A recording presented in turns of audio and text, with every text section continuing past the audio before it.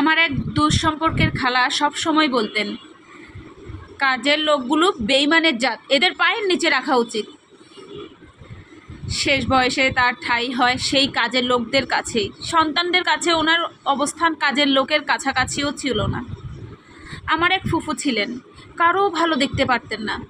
নতুন কেউ বিয়ে করলো, নতুন কারো চাকরি হলো, সব কিছুতে ওনার বিরক্তিপূর্ণ ভাব ছিল। হিংসা, বিদ্বেষ, রাগ পুষে রাখতে রাখতে আত্মীয় স্বজন কারোর সাথেই উনি যোগাযোগ করতেন না।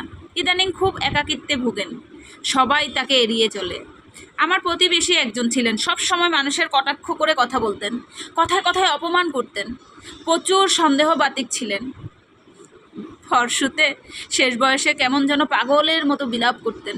অদৃশ্য কাউকে অভিশাপ দিতে দিতে একা ঘরেই মৃত্যুর কোলে ঢলে পড়লেন। ওনার লাশের খবরও পাওয়া গিয়েছিল মৃত্যুর 2 দিন পর। আরেকজনের কথা মনে করি, সম্পর্কে না যাই, তার অভ্যেস ছিল কথায় কথায় খোঁটা মারা। ভালো মন্দ সব কিছুতে একটা বাঁকা কথা তার বলা লাগবেই। এখন নিজের ছেলে মেয়ে বাঁকা কথায় দিনরাত চোখের পানি ফেলেন। অহংকার করা, হিংসা করা, অতিরিক্ত রাগ, মানুষকে ছোট করা, অপমান অপদস্থ করা, এসবের পরিণাম কোনো যুগেই ভালো ছিল না। ইহকাল পরকাল দুটোই যায়। তার উপর স্বয়ং আল্লাহ তাআলাই বলেন, যার অন্তরের বিন্দুর পরিমাণ অহংকার থাকে তার কোনো ইবাদতই কবুল হবে না। তাহলে ভাবেন, হজও করলেন, 5 ওয়াক্ত নামাজ পড়লেন, দান খয়রাতও করলেন, আবার দোজখের আগুনও পুড়বেন। এবার হিসাবের গরমিলটা একটু ঠান্ডা মাথায় বুঝুন। আপনি কি আসলে কি হিংসা পুষে রাখবেন মনে? না, একটু উদারতার ভাবে ভালোভাবে চলবেন।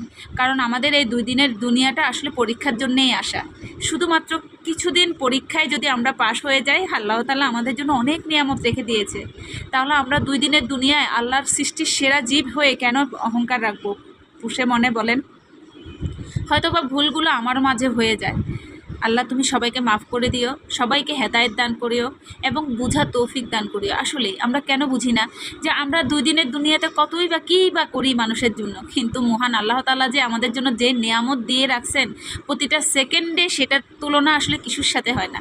তাহলে আমাদের আল্লাহ তাআলা কেন আমাদেরকে সেভাবে কখনোই অহংকার নিয়ে খোঁটা দেয় না? বা কোনো মানুষ দেখবেন, আপনি মন থেকে আল্লাহ তাআলার কাছে চাইবেন, যাই বলবেন আল্লাহ তাআলা কবুল করে কিন্তু হাসি মুখে। এবং এমনও আছে যে আপনি অনেক বড় গুনাহ করে আল্লাহর কাছে একবার ক্ষমা চাইলেই আল্লাহ কিন্তু সাথে সাথে মাফ করে দেন। চিন্তা করে দেখেন, এত কিছু দেওয়ার পরও আল্লাহ কত মহান, আর আমরা সামান্যটুকুতেই কত অহংকার পুষে রাখি, ঠিক না?